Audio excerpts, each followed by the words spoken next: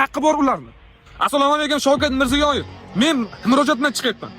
Nima uchun xitoyliklar O'zbekistonga kirib keldi? Bizning sohasiga kirib keldi, bu narsani eshitdik. Lekin yana bir xabarlarda eshityapmizki, O'zbekistonning yerlari sotilyapti xitoyliklarga. O'zbekistonda qarzi bor Xitoydan trillion deb bu narsani ham eshitdik. Nima uchun? Bizga mana shu narsa haqida ma'lumot bering. Biz xalqmiz, sizni prezidentlikka biz saylaganmiz. Xalq saylagan. Siz xalqni eshitishga majbursiz, xalqni yengillik kiritishga majbursiz. Spirtni narxini oshirib tashladinglar. Gazni narxini 1 yilda 3 marta oshirib yubordinglar. Ya'ni gapirgan odamni qamoqqa tiqayapsizlar, xalqni unda kim eshitadi? Konstitutsiya juda ham mukammal ishlangan. Bizning qonunlar juda ham mukammal.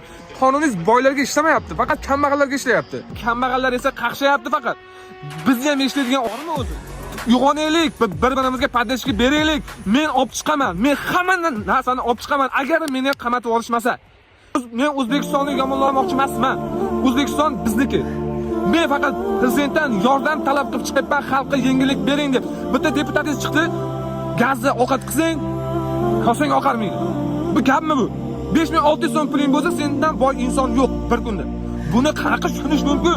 O'rtoqlar, yurtdoshlar, menga podдержка beringlar. Birgalikda chiqamiz. Faqatgina podдержка bertirishinglar menga bo'ldi tamom. Agar ertaga qamalib kelsa, orqamdan turib beringlar, xalqmiz biz. Xalq prezidenti kimligini tayinlaydi. Siyosat bu xalq. Agar xalq bo'lmasa, siyosat ham bo'lmaydi, davlat ham bo'lmaydi. Bizga faqat yengillik talab qilishingizni so'raymiz. Bu videoni maksimallik hammaga tarqatinglar. O'zbekiston, Qozog'iston, Tojikiston hammaga. Albatta menga podдержка bo'linglar, obuna bo'linglar. Menga yordam beringlar.